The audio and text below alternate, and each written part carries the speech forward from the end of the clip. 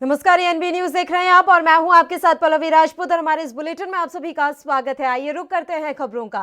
कांग्रेस के वरिष्ठ नेता शशि थरूर ने कहा है कि कांग्रेस पार्टी भाजपा लाइट बनने का जोखिम नहीं उठा सकती क्योंकि इससे उसके कांग्रेस जीरो होने का खतरा है। उन्होंने कहा कि उनकी पार्टी भाजपा के राजनीतिक संदेश का कमजोर रूप पेश नहीं करती है और कांग्रेस के भीतर भारतीय धर्मनिरपेक्षता की भावना अच्छी तरह से निहित और जीवंत है। पूर्व केंद्रीय मंत्री ने कहा कि मैं लंबे समय से यह कहता आया हूं कि पेप्सी लाइट का अनुसरण करते हुए भाजपा लाइट बनाने के किसी भी प्रयास का परिणाम कोक जीरो की तरह कांग्रेस जीरो ही होगा। उन्होंने कहा कि कांग्रेस किसी भी रूप और आकार में भाजपा की तरह नहीं है और हमें ऐसे किसी का भी कमजोर रूप बनने का प्रयास नहीं करना चाहिए जो कि हम नहीं हैं। मेरे विचार से हम ऐसा कर भी नहीं रहे हैं। तो एक बार फिर से कांग्रेस नेता शशि थरूर ने बड़ा बयान दिया है। उन्होंने साफ तौर पर कहा है कि कांग्रेस पार्टी भाजपा लाइट बनने का जोखिम नहीं उठा सकती क्योंकि इससे उसके कांग्रेस जीरो होने का खतरा है।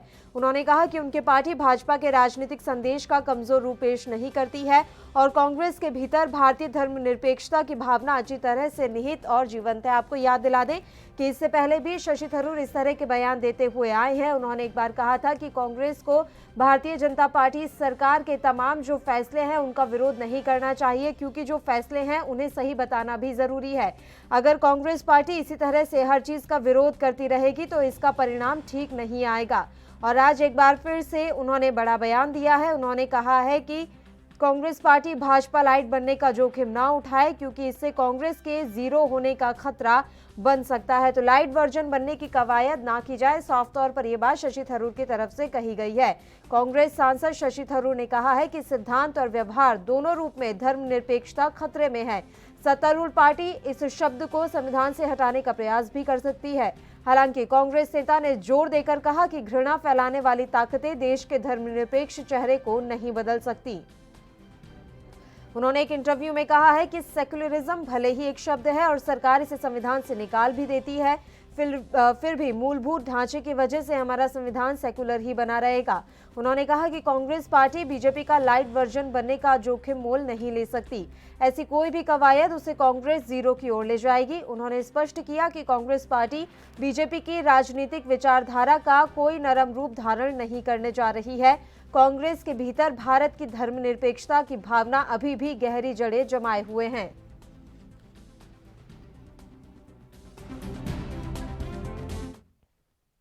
और इस खबर पर तमाम जानकारी के साथ हमारे संवाददाता राजीव तिवारी इस समय लाइव जुड़ गए हैं दिल्ली से। राजीव, पूरी जानकारी हम आपसे चाहेंगे।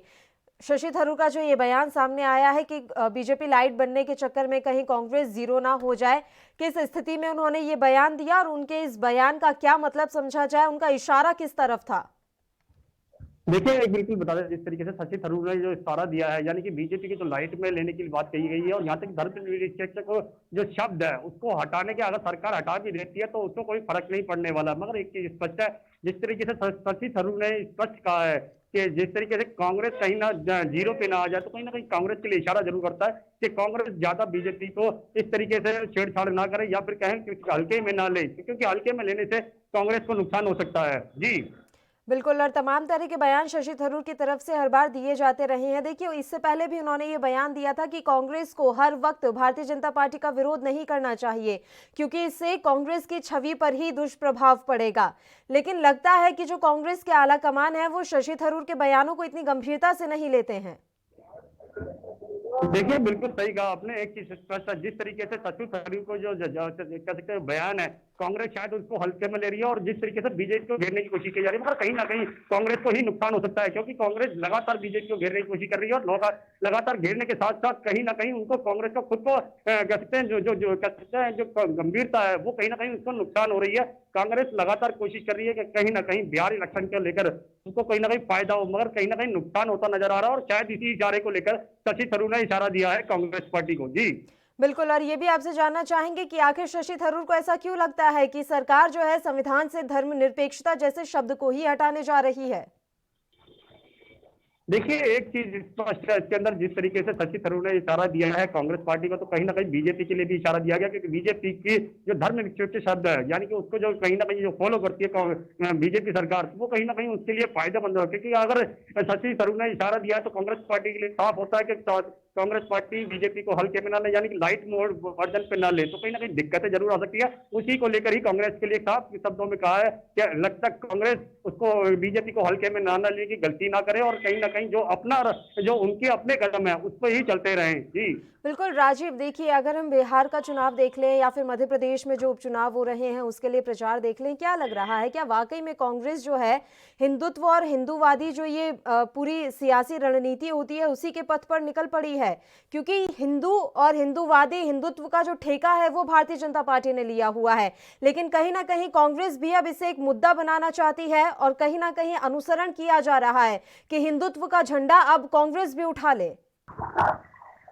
देखिए, बिल्कुल बता दें, जिस तरीके से कांग्रेस पार्टी या कहें क्या बीजेपी ने जो कल कहते हैं हिंदू धर्म के आगे अपने धर्म को उसको आजमा के चल रही है और कहीं ना कहीं उसको ही मुद्दा बनाकर राजनीति कर रही है, तो मगर कहीं ना कहीं लगता है कि कांग्रेस भी शायद उसी कदमों पर नक्शा कदमों पर जाने की कोशिश कर रही है। मगर लगता है कि कांग्रेस पार्टी भी कहीं ना कहीं बीजेपी के राउंड यानी कि कह सकते हैं उनके नक्शे कदम पर चलने की कोशिश करेगी और कहीं ना कहीं उसको फायदा भी हो सकता है। मगर जिस तरीके से बात करें बीजेपी को कमजोर करने की, वो लगता नहीं है कि कमजोर कर पाएंगे, क्योंकि लगातार बीजेपी जिस तरीके से रणनीति बना के बैठी हुई है और इलेक्शन के अंदर, बिहार इलेक्शन के अंदर लगातार देखने को मिल रहा है कि जिस तरीके से बीजेपी अपने मजबूत पैर जमाती चली जा रही है, तो वो कहीं ना कहीं उसके लिए फायदेमंद है और कहीं ना कहीं कांग्रेस के लिए भी इशारा दे दिया कि कांग्रेस पार्टी कहीं उसको हल्के में ना ले। जी बहुत बहुत शुक्रिया राजीव तिवारी, तमाम जानकारी हम तक पहुंचाने के लिए। तो शशि थरूर ने बड़ा बयान दिया है और अब उनके इस बयान पर तमाम तरह की प्रतिक्रियाएं भी सामने आ रही हैं। अगली खबर का रुख कर लेते हैं। कोरोना वैक्सीन आगामी 3 महीने में सभी के लिए उपलब्ध होने वाली है। महाराष्ट्र सरकार ने सबसे पहले डॉक्टर और स्वास्थ्य कर्मियों को कोरोना का टीका देने की तैयारी की है। इसके लिए सूची भी तैयार की जा रही है, लेकिन इसमें निजी डॉक्टर्स को शामिल नहीं किया गया है।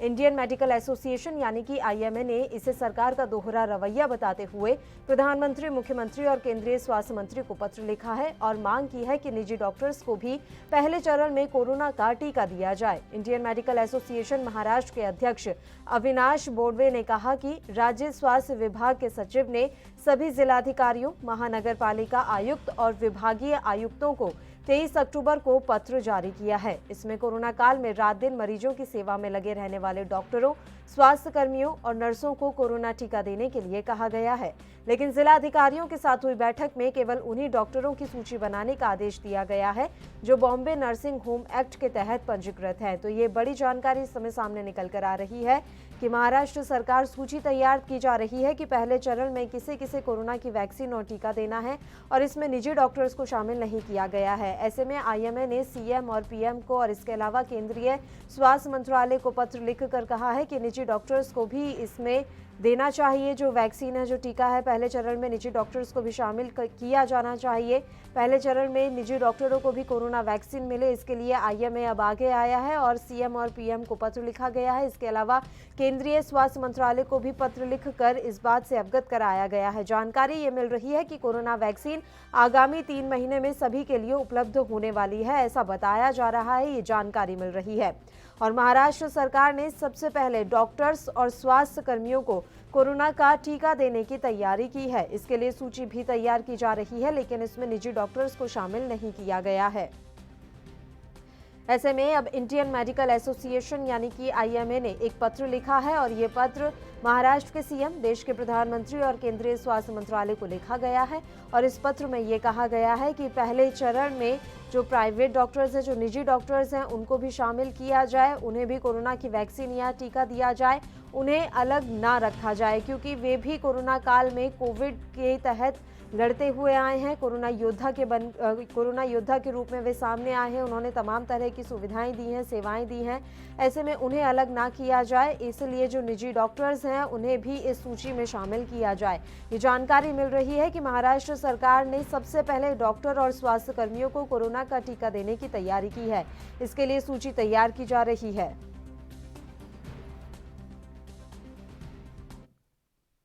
और खबर पर तमाम जानकारी के साथ हमारे संवाददाता मुंबई से सत्यप्रकाश सोनी इस समय लाइव जुड़ गए हैं। सत्यप्रकाश, ये जानकारी मिल रही है कि महाराष्ट्र सरकार ने कोरोना का टीका देने की तैयारी की है और डॉक्टर और स्वास्थ्य कर्मियों को इस सूची में शामिल किया गया है, जबकि निजी जो डॉक्टर्स हैं उन्हें इस सूची में शामिल नहीं किया गया है।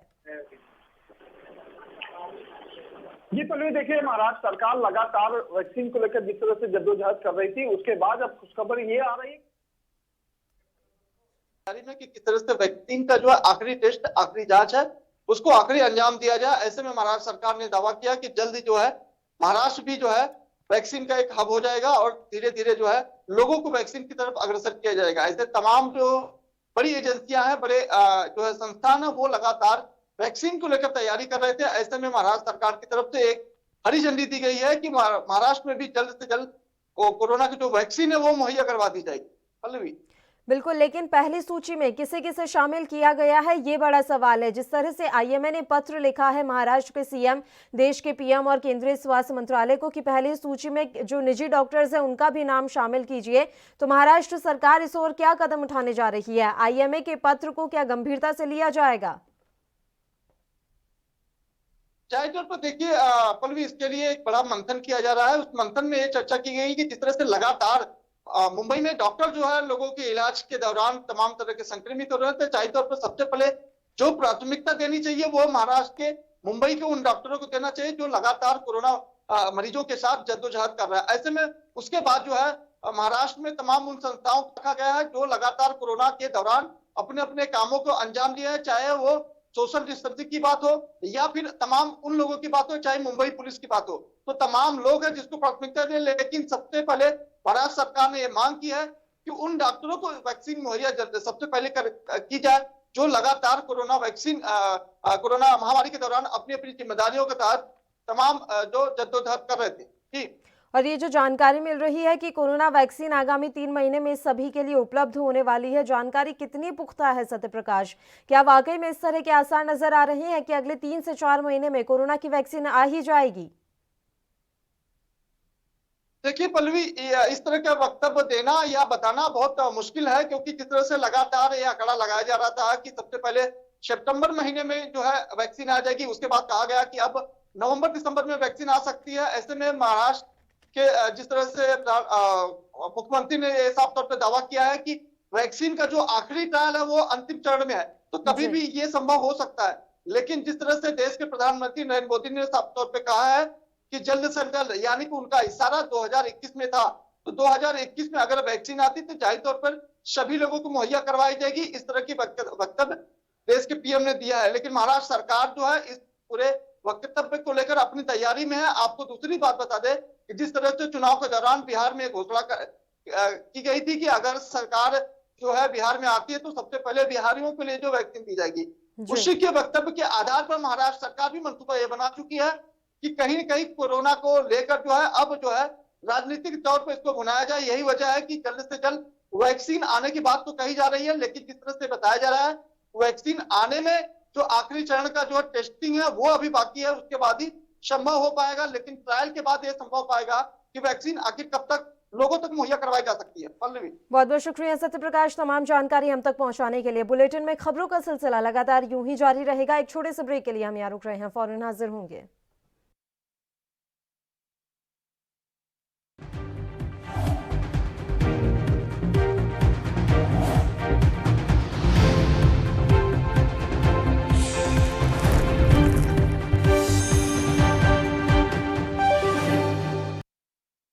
सबसे अलग अंदाज, हम बनेंगे आपकी आवाज, सवालों की धार, खबरों की बौछार, सिर्फ मेरे साथ एएनबी न्यूज पर।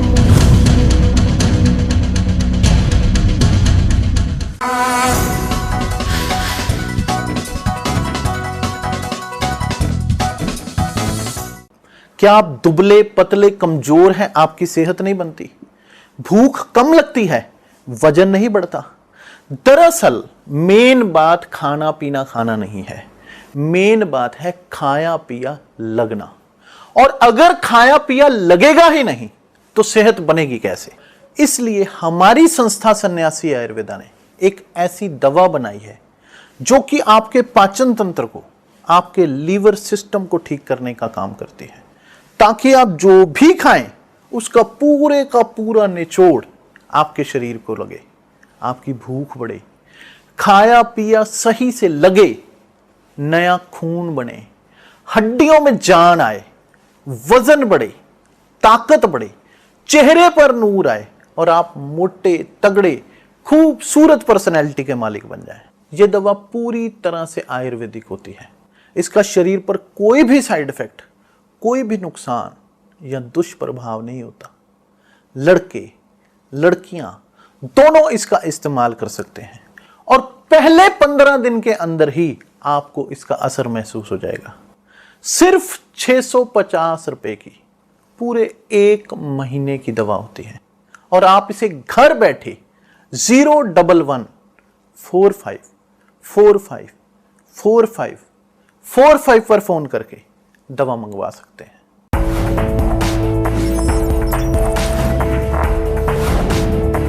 कम ब्रेक और ज्यादा खबरों के साथ देखिए ANP news in channel number पर।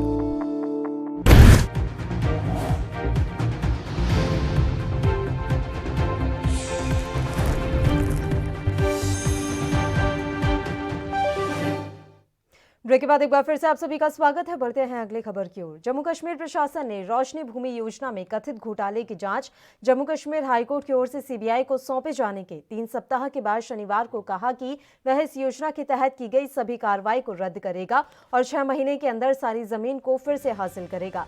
दरअसल जम्मू कश्मीर सरकार ने ऐसी व्यवस्था बनाई थी जिसके कब्जे में सरकार की जमीन है वह योजना के तहत आवेदन कर सकता है, लेकिन इसके उलट इससे सरकारी जमीनों पर अतिक्रमण और भी ज्यादा हुआ। नवंबर 2006 में सरकार के अनुमान के मुताबिक 20 लाख कैनाल से भी ज्यादा भूमि पर लोगों का अवैध कब्जा था। माना जाता है कि रोशनी योजना के नाम से पहचाना जाने वाला यह कानून एक क्रांतिकारी कदम था और इसका दोहरा उद्देश्य था। रोशनी एक्ट के तहत तत्कालीन राज्य सरकार का लक्ष्य 20 लाख कैनाल सरकारी जमीन अवैध कब्जेदारों के हाथों में सौंपना, जिसके एवज में सरकार बाजार भाव से पैसे लेकर 25,000 करोड़ रुपए की कमाई करती। तो जम्मू कश्मीर प्रशासन ने रोशनी भूमि योजना में कथित घोटाले की जांच जम्मू कश्मीर हाईकोर्ट की ओर से सीबीआई को सौंपे जाने के 3 सप्ताह बाद शनिवार को कहा कि वह इस योजना के तहत की गई सभी कार्रवाई को रद्द करेगा और इसके अलावा 6 महीने के अंदर सारी जमीन को फिर से हासिल करने के पुरजोर कवायद की जाएगी। तो रोशनी भूमि योजना में कथित घोटाले की जाँच जो है वो फिलहाल सीबीआई की तरफ से की जा रही है।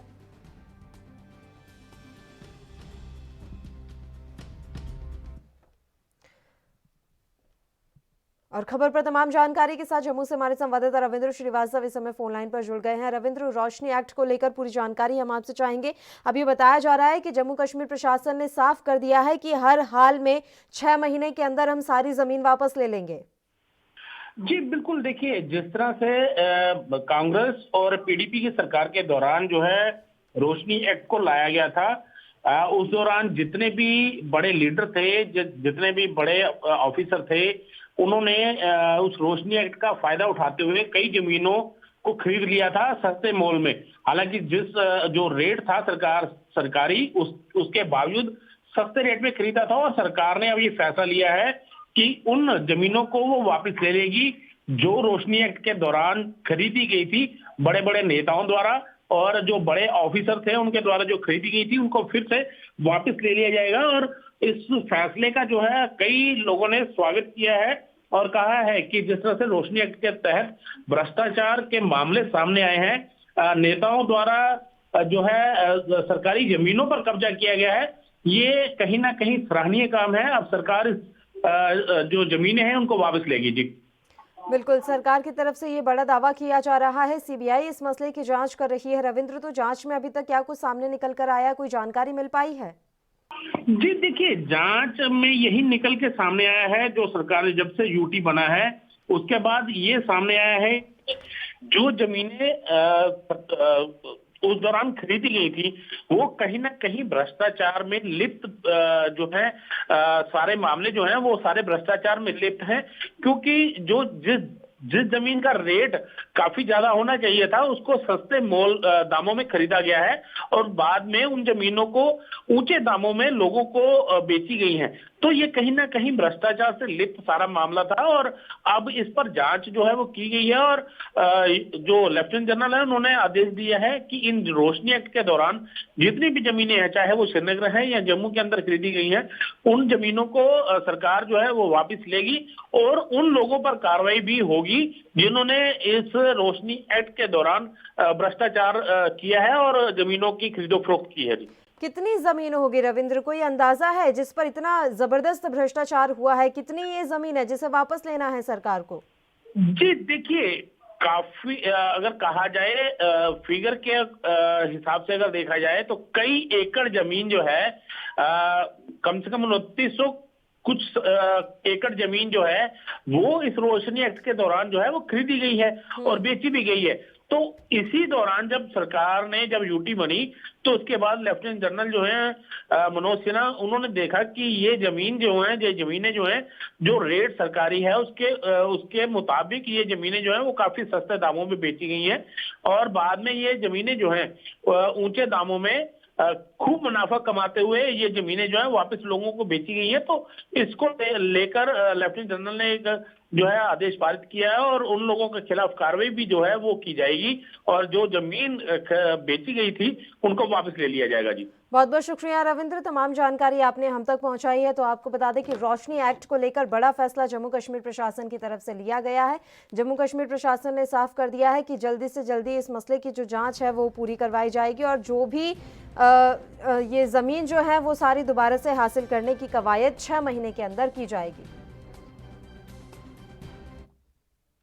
अगली खबर का रुख कर लेते हैं। यूपी के रामपुर में धान की उन्नत किस्मों में शामिल PR 126 धान की सही कीमत न मिलने और इस श्रेणी के धान को सरकारी केंद्रों पर नहीं खरीदे जाने से नाराज किसान ने अपने ही खेत से फसल को निःशुल्क काट कर ले जाने की खुली छूट दे दी। कुछ ही देर में आसपास के ग्रामीण 6.5 एकड़ के खेत से धान काट कर ले गए। सरकार की नीतियों के खिलाफ किसान के विरोध का तरीका इलाके में चर्चा का विषय बना हुआ है। गौरतलब है कि PR 126 श्रेणी के धान की स्वार और जिले के कई भागों में बड़े पैमाने पर खेती होती है। बाजार में औसतन इसका मूल्य 2000 रुपए प्रति क्विंटल के आसपास लगाया जाता है, लेकिन इस भाव पर आड़ती या मिलर फिलहाल खरीद नहीं कर रहे हैं।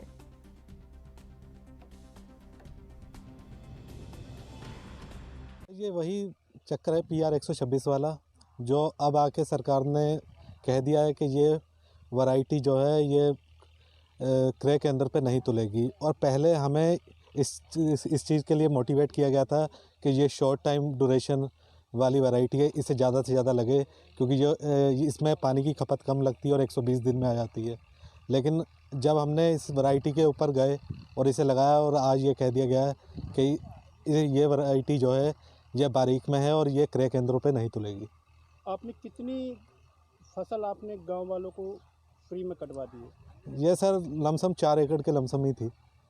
अब किसानों के प्रति क्या संदेश देना चाहते हैं? सर संदेश यही है कि थोड़ा सा ग्राउंड लेवल पे आके देखना चाहिए कि किसान किस हाल में है और अपने धान क्या रेट बेच रहा है और गवर्नमेंट का क्या रेट है और मंडियों का क्या हाल है, इसके ऊपर थोड़ा ध्यान सरकार को देना चाहिए। आप प्रशासन से कुछ आदेश करना चाहते हैं या प्रशासन से कुछ गुहार लगाना चाहते हैं अपनी? बस यही रिक्वेस्ट है कि थोड़ा सा ध्यान दें, क्रय केंद्रों पर थोड़ा सा और ध्यान देना चाहिए कि सभी वैरायटी वहाँ पे तुलें और किसान खुशहाल रहे और सारा धान बिके क्रय केंद्रों पे ही। 4 एकड़ का प्लॉट था, ये हमारे भतीजों का था। तो उसमें कल हमारे यहीं से प्लॉट फार्म से एक ट्राली गई थी धान बिकने के लिए, वो बिक नहीं पाया। ये 126 वैरायटी है जो हाल ही में गवर्नमेंट ने रिजेक्ट वैरायटी में डाल दी। और खबर पर तमाम जानकारी के साथ हमारे संवाददाता रवि सैनी रामपुर से इस समय फोन लाइन पर जुड़ गए हैं। सीधा उन्हीं का रुख कर लेते हैं इस खबर पर पूरी जानकारी। रवि, आपसे चाहेंगे, देखिए बड़ा अनोखा तरीका किसान का यहाँ विरोध दर्ज कराने का रहा। अपने खेत की सारी फसल लुटा दी किसान ने अब ग्रामीणों पर। क्या कुछ जानकारी है, आखिर इतना गुस्सा किसान में क्यों? देखिए पल्लवी जी, मैं बताना चाहूंगा कि यह मामला जिला रामपुर की तहसील स्वार के गांव नवीगंज का है, जिसमें की श्रेणी PR 126 के तहत ये धान था, जिसमें कि किसान अपनी ट्रॉली से लेकर के 6.5 एकड़ का इन्हें नष्ट कर दी है। वो फसल अपनी बर्बाद कर दी थी, गांव को लुटवा दी गई थी।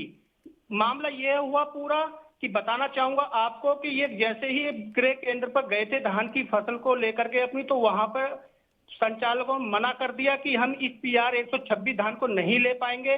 शासन के द्वारा, प्रशासन के द्वारा इसको लेने के लिए अनुमति नहीं दी गई है। गुस्साए किसान ने अपने 6.5 एकड़ की फसल को गांव के ही ग्रामीणों से खुली छूट दे करके उसको लुटवा दिया गया है।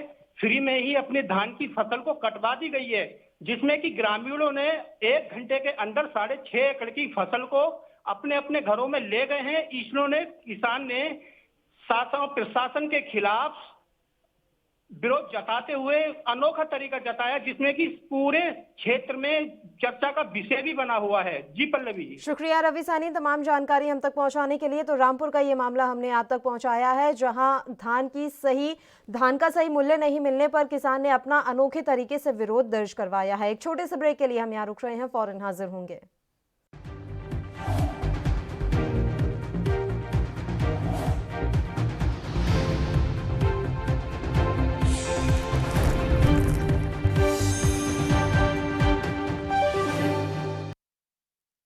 सबसे अलग अंदाज, हम बनेंगे आपकी आवाज, सवालों की धार, खबरों की बौछार, सिर्फ मेरे साथ एएनबी न्यूज पर।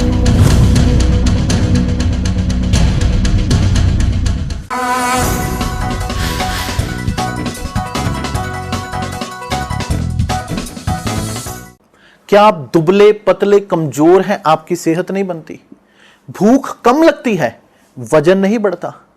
दरअसल मेन बात खाना पीना खाना नहीं है, मेन बात है खाया पिया लगना। और अगर खाया पिया लगेगा ही नहीं तो सेहत बनेगी कैसे? इसलिए हमारी संस्था सन्यासी आयुर्वेदा ने एक ऐसी दवा बनाई है जो कि आपके पाचन तंत्र को, आपके लीवर सिस्टम को ठीक करने का काम करती है, ताकि आप जो भी खाएं उसका पूरे का पूरा निचोड़ आपके शरीर को लगे, आपकी भूख बढ़े, खाया पिया सही से लगे, नया खून बने, हड्डियों में जान आए, वजन बढ़े, ताकत बढ़े, चेहरे पर नूर आए और आप मोटे तगड़े खूबसूरत पर्सनैलिटी के मालिक बन जाएं। यह दवा पूरी तरह से आयुर्वेदिक होती है। इसका शरीर पर कोई भी साइड इफेक्ट, कोई भी नुकसान या दुष्प्रभाव नहीं होता। लड़के लड़कियां दोनों इसका इस्तेमाल कर सकते हैं और पहले 15 दिन के अंदर ही आपको इसका असर महसूस हो जाएगा। सिर्फ 650 रुपए की पूरे 1 महीने की दवा होती है और आप इसे घर बैठे 01145454545 पर फोन करके दवा मंगवा सकते हैं।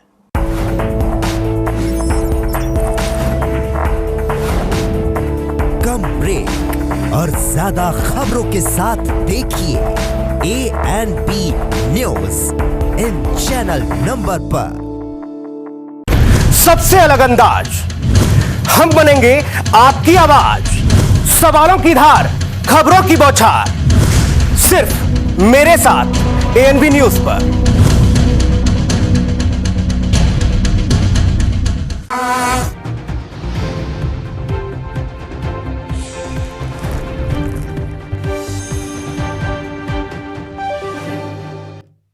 ब्रेक के बाद एक बार फिर से आप सभी का स्वागत है। बढ़ते हैं अगली खबर की ओर। हरियाणा के बल्लभगढ़ में निकिता हत्याकांड को लेकर बवाल बढ़ गया है।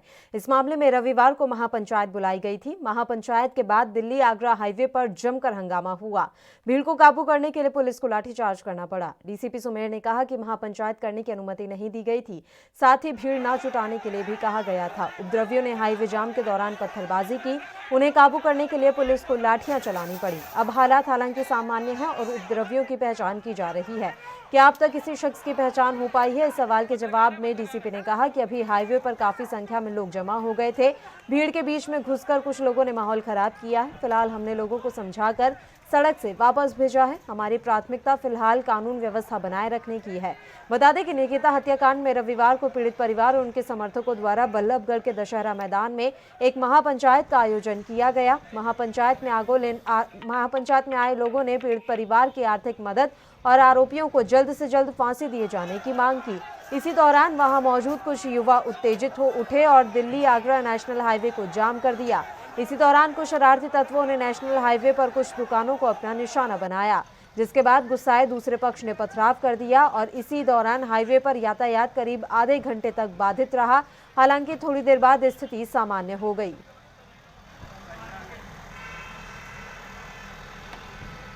एक महापंचायत का आयोजन दशहरा ग्राउंड में किया गया था।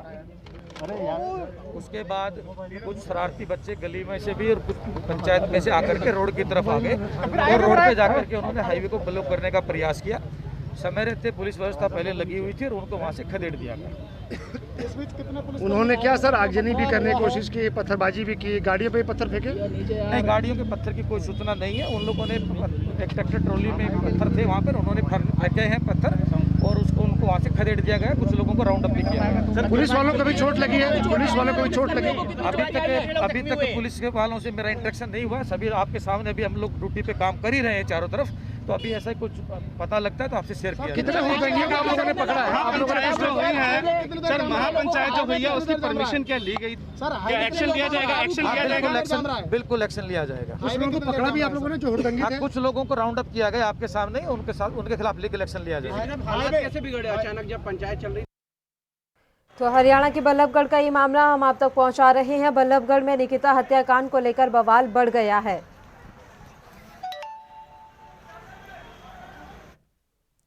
और खबर पर तमाम जानकारी के साथ हमारी संवाददाता पूजा इस समय फोन लाइन पर जुड़ गई हैं। पूजा, आपसे पूरी जानकारी चाहेंगे। आज महापंचायत के दौरान देख पा रहे हैं हम किस तरह से बवाल हो गया है, आखिर अचानक से कैसे माहौल खराब हो गया? जी देखिए, निकिता हत्याकांड में निकिता और उसके परिवार को न्याय दिलाने के लिए यह महापंचायत सर्व समाज द्वारा आयोजित की गई थी और इस मामले में पंचायत चल ही रही थी कि उसी वक्त कुछ युवक हाईवे पर पहुंच गए और उन्होंने जो आसपास की दुकानें हैं वहां पथराव किया, थोड़ी आगजनी की और हाईवे को जाम कर दिया। काफी संख्या में पुलिस बल वहां पहुंच गए और लाठीचार्ज कर जो भीड़ थी, जो युवा थे, जो उपद्रव मचा रहे थे, उनको तितर बितर करने की कोशिश की गई और पुलिस ने इस मामले में खुलासा किया कि ये जो महापंचायत आयोजित की जा रही थी इसकी कोई प्रशासनिक अनुमति नहीं ली गई थी। तो अब इस मामले में क्योंकि काफी ज्यादा उपद्रव मच गया तो पुलिस ने सख्त एक्शन लिया है।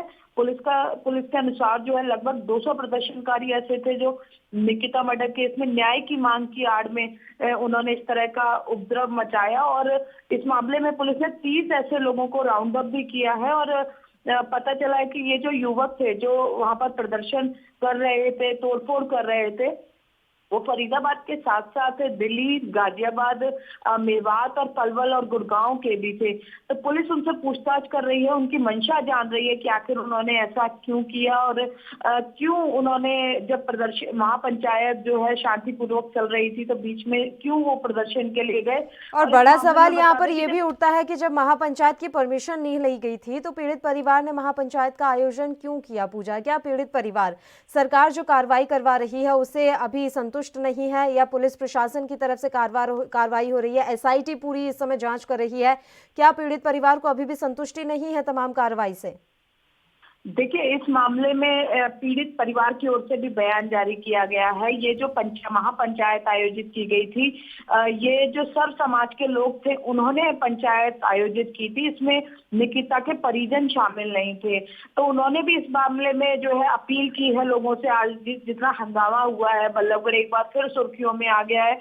उन्होंने स्पष्ट रूप से कहा है कि उनकी बेटी की हत्या पर किसी तरह की राजनीति नहीं होनी चाहिए और इस तरह से प्रदर्शन कर आम लोगों का जीवन जो है वो खतरे में डालना या उन्हें परेशान करना बिल्कुल जायज नहीं है। तो उन्होंने लोगों से अपील की है कि वे शांतिपूर्वक तरीके से जो न्याय की लड़ाई है उसे लड़ें और बेशक कुछ मांगे मान ली गई है सरकार ने, चाहे एसआईटी के गठन की बात हो, फास्ट ट्रैक कोर्ट में सुनवाई हो रही है, मुख्य आरोपी सहित 3 आरोपी पकड़े गए हैं, लेकिन उसके साथ साथ जो सर्व समाज जो लोग मांग कर रहे हैं कि जो पीड़ित परिवार है, निकिता के भाई को सरकारी नौकरी दी जाए, 1 करोड़ का मुआवजा दिया जाए और साथ ही जो आज महापंचायत का एक और उद्देश्य था कि जो लव जिहाद के मामले में जो सरकार है वो कड़ा कानून बनाए। तो इस सारे मामले को लेकर यह महापंचायत आयोजित की गई थी, लेकिन निकिता के परिजन साफ तौर पर कह रहे हैं कि इस तरह से महापंचायत कर वो बेशक निकिता के लिए न्याय के लिए खड़े हैं, लेकिन इस तरह के प्रदर्शन को, इस तरह के उपद्रव को वो बिल्कुल भी उसका सहयोग नहीं करेंगे और इस तरह की सहमति नहीं देंगे इस मामले में। बिल्कुल पूजा, तो अभी पुलिस प्रशासन की तरफ से क्या कुछ जानकारी मिल रही है? जो उपद्रवी हैं क्या उनकी पहचान इस समय की जा रही है? जी बिल्कुल, पुलिस के अनुसार जैसा कि बताया कि लगभग 200 प्रदर्शनकारी थे जिन्होंने दुकानों पर पथराव किया, हाईवे जाम करने की कोशिश की और रोकने पर उन्होंने पुलिस पर पत्थर भी बरसाए। तो ऐसे लोगों को तितर बितर करने के लिए लाठीचार्ज का भी प्रयोग किया गया। तो इसमें 30 लोगों को राउंड अप किया गया है, जबकि बाकी और लोगों को चिन्हित किया जा रहा है और उनसे पूछताछ की जा रही है कि ये इस तरह से माहौल खराब करने की साजिश के पीछे कौन है, और इसका पता लगा के पुलिस सख्त कार्रवाई करेगी। और इससे पूरे घटनाक्रम में, इस पूरे हंगामे में 10 पुलिसकर्मियों को चोटें आई हैं और उन सभी का जो मेडिकल है वो करवा दिया गया है। तो पुलिस का सीधे तौर पर कहना है कि जो भी इस सब के पीछे होगा उसके खिलाफ सख्त से सख्त कार्रवाई की जाएगी। पुलिस बिल्कुल भी इस मामले में ढिलाई नहीं बरतेगी। देखिए, पुलिस भी अपनी तरफ से पूरी कार्रवाई कर रही है, एसआईटी अपनी जांच कर ही रही है और लगातार अनिल विज भी कहते आए हैं कि इस मामले में हम किसी भी तरह की कोई लापरवाही को बर्दाश्त नहीं करेंगे। अब सवाल यहाँ पर ये उठ रहा है, फिर इस मसले पर राजनीति क्यों हो रही है? सर्व समाज ने आज महापंचायत बुलाई है, इस महापंचायत का उद्देश्य क्या समझा जाए? जबकि लगातार बार बार अपील की जा रही है कि किसी तरह की कोई सियासत मत कीजिए, राजनीति मत कीजिए। यहाँ तक कि निकिता के परिवार तक का कहना है कि कोई भी महापंचायत बुलाने की जरूरत नहीं है, कोई सियासत करने की जरूरत नहीं है। उसके बाद भी सियासत आखिर क्यों? जी बिल्कुल, देखिए इस पूरे मामले का जिस तरह से राजनीतिकरण किया जा रहा है काफी दुखदाई और निंदनीय है। और आज बता दें कि महापंचायत के दौरान जो कांग्रेस के एनआईटी के विधायक पहुंचे थे, नीरज शर्मा, जब वो संबोधन दे रहे थे उस वक्त एक करनी सेना के कार्यकर्ता ने जूते फेंकने की उन पर कोशिश की। हालांकि भीड़ ने यह देखकर उन्हें रोक दिया, लेकिन इस पूरे मामले में भी राजनीति गर्मा गई है। एक तरफ जो करनी सेना के अध्यक्ष हैं सूरजपाल अम्मू, वो सीधे तौर पर कह रहे हैं नीरज शर्मा पर इस मामले में राजनीति का आरोप लगा रहे हैं और जो माहौल आज खराब हुआ है बल्लभगढ़ का महापंचायत के दौरान, उसके लिए भी वे उन्हें ही जिम्मेदार, कांग्रेस को और उन्हें जिम्मेदार ठहरा रहे हैं। जबकि नीरज शर्मा का स्पष्ट रूप से कहना है कि इस तरह की घटना बहुत निंदनीय है। एक तरफ हम एक बेटी को न्याय दिलाने के लिए महापंचायत कर रहे हैं और दूसरी तरफ हरियाणा कांग्रेस की प्रदेश अध्यक्ष, वो भी एक दलित की बेटी थी और निकिता के परिजनों को सांत्वना देने पहुंची थी। तो ऐसे में उनसे दुर्व्यवहार किया गया, उनकी गाड़ियों का घेराव किया गया। तो ये कैसा और इसका क्या औचित्य रह जाता है? और साथ ही उन्होंने कहा कि यदि इस तरह वो निकिता के परिवार को न्याय दिलाने की मुहिम में शामिल होने आए थे तो उनके साथ जो घटना हुई है, किसी ने जूता फेंकने की कोशिश की, तो ऐसे में उनका साफ तौर पर कहना है कि यदि इस तरह का व्यवहार किया जाएगा तो कौन किसी के दुख दर्द में शामिल होगा। तो लगातार, और साथ में नीरज शर्मा ने यह भी कहा है कि वे निकिता के मामले को विधानसभा में भी उठाएंगे। हरियाणा विधानसभा सत्र शुरू होने वाला है। पंचायत की तरफ से माफी भी मांगी गई है नीरज शर्मा से, लेकिन कहीं ना कहीं इस पूरे मामले से जो है सियासत जरूर गर्मा गई है। बिल्कुल, आखिरी सवाल है पूजा, आज जिस तरह से हंगामा हुआ, उपद्रवियों ने जमकर हंगामा काटा है, कितने नुकसान का आकलन किया जा रहा है? बताया जा रहा है कि उपद्रवियों की तरफ से कुछ दुकानों को भी अपना निशाना बनाया गया है। जी मैं आपको बता दूं कि जब पत्थरबाजी चल रही थी और क्योंकि पहले से अंदेशा नहीं था पुलिस को कि पंचायत का सोशल मीडिया पर एक संदेश जरूर चल रहा था, लेकिन इस तरह से कोई प्रदर्शन होगा इसके लिए पुलिस तैयार नहीं थी। लेकिन जैसे ही पथराव और जाम की सूचना मिली, रैपिड एक्शन फोर्स मौके पर पहुंची, तमाम पुलिस बल, महिला पुलिस बल के साथ वहां पर मौजूद रहा और एक दो दुकानों में ही पथराव कर पाए थे उपद्रवी, इतने में ही पुलिस वहां पर पहुंच गई और जो तोड़फोड़ करने वाले युवा थे उनको पूरी तरह से खदेड़ दिया। और इसके बाद जितने भी हाईवे के आसपास लगती दुकानें थी उन सबको बंद करवा दिया गया और यह भी सुनिश्चित किया गया, पुलिस लगभग कई घंटे वहां पर तैनात रही और एहतियातन वहां पर गश्त करती रही कि किसी भी कोई भी युवक, कोई भी ऐसा व्यक्ति जो संदिग्ध नजर आए वहां पर ना दुकानों पर बैठने दिया गया, ना दुकानों के आसपास उसे खड़ा होने दिया, ना जो है सड़क थी वहां पर से भी लोगों को हटाया जा रहा था। तो हालांकि एक्शन मोड में नजर आई पुलिस और स्थिति को कुछ समय बाद कंट्रोल कर लिया गया, लेकिन इतना जरूर कहना चाहूंगी कि जिस तरह से परमिशन नहीं थी उसके बावजूद इतनी बड़ी महापंचायत हो गई, बाहर से लोग आ गए, तो कहीं ना कहीं प्रशासन की बहुत बड़ी और खुफिया तंत्र की यहाँ पर नाकामी से माना जाएगा। हालांकि फिलहाल स्थिति जो है वो सामान्य है, ये राहत की बात है। बहुत बहुत शुक्रिया पूजा, आप हमारे साथ जुड़ी, तमाम जानकारी आपने हम तक पहुंचाई। अगली खबर का रुख कर लेते हैं। 7 महीने से भी ज्यादा का समय बीत जाने के बाद रविवार से सुखना लेक पर बोटिंग का रोमांच शुरू हो गया है। सुबह 9 बजे के बाद से शहरवासी और पर्यटक बोटिंग का आनंद ले रहे हैं। इसके लिए प्रशासन ने कई दिशा निर्देश जारी किए हैं। नियमों के तहत इस फेरी के बाद नाव को सैनिटाइज भी करना होगा। बता दें कि कोरोना वायरस के बढ़ते खतरे को देखते हुए 18 मार्च को चंडीगढ़ प्रशासन ने सुखना लेक में बोटिंग बंद कर दी थी। लेक पर बच्चों का प्ले एरिया भी बंद था। प्रशासन ने बीते दिनों शर्तों के साथ बोटिंग की मंजूरी दी थी।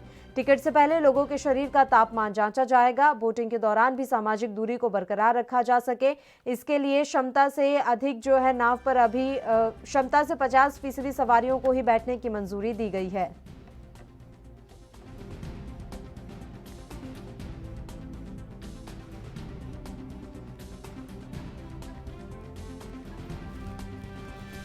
तो 7 महीने से भी ज्यादा का कम समय बीत जाने के बाद भी रविवार से सुखना लेक पर बोटिंग का रोमांच शुरू हो गया है। सुबह 9 बजे से शहरवासी और पर्यटक बोटिंग का आनंद ले रहे हैं। इसके लिए प्रशासन ने कई दिशा निर्देश जारी किए हैं। नियमों के तहत हर फेरी के बाद नाव को सैनिटाइज करना होगा। बता दें कि कोरोना वायरस के बढ़ते खतरे को देखते हुए 18 मार्च को चंडीगढ़ प्रशासन ने सुखना लेक में बोटिंग बंद कर दी थी और आज एक बार फिर से बोटिंग शुरू की गई है। तो पूरी तरह से सिटी ब्यूटीफुल चंडीगढ़ की रौनक लौट आई है। आज रविवार के दिन काफी संख्या में वहां पर्यटकों की भीड़ भी नजर आई।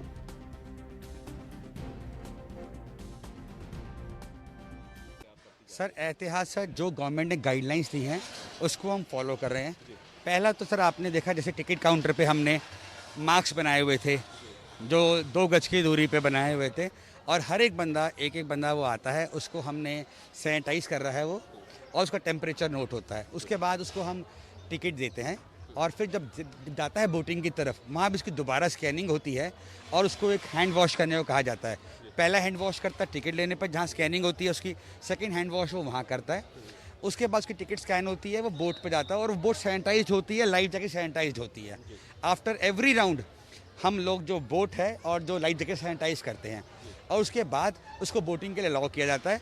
जब वो बोटिंग के बाद आता है फिर उसके हाथ सैनिटाइज कराए जाते हैं और उसको भेजा जाता है। चंडीगढ़ की शान कही जाने वाली सुखना लेक की रौनक आज एक बार फिर से लौटती हुई नजर आ रही है क्योंकि सुखना लेक के ऊपर बोटिंग का सिलसिला जो है वो शुरू हो चुका है। पूरी प्रिकॉशन के साथ यहाँ पर बोटिंग जो है वो लोगों को करवाई जा रही है और बड़ी संख्या में आज पहला दिन है बोटिंग जिस तरह से ओपन हुई और बड़ी संख्या में लोग जो हैं वो लेक के ऊपर बोटिंग का लुत्फ उठाने के लिए यहाँ पर आते हुए नज़र आ रहे हैं। आप देख सकते हैं कि आज एक तो छुट्टी का दिन है और ऊपर से जिस तरह से बोटिंग शुरू हुई है तो बाहर से जो लोग यहाँ पर आ रहे हैं वो बोटिंग का लुत्फ उठाते नज़र आ रहे हैं। कहीं ना कहीं सीधे तौर पर अगर चंडीगढ़ की बात करें तो चंडीगढ़ की रौनक कही जाती है सुखना लेक और यहाँ पर जिस तरह से कोविड-19 के चलते तकरीबन 17 मार्च से ही बोटिंग जो है वो पूरी तरह से बंद थी। तो ऐसे में अब यहाँ पर प्रशासन ने इस बोटिंग को खोलने का फैसला लिया था तो उसी फैसले के बाद पूरी तरह से एहतियात बरती जा रही है। आप देख सकते हैं कि जिस तरह से लोगों को लाइफ जैकेट पहनाई जा रही हैं लेकिन ये सारी की सारी लाइफ जैकेट जो है इनको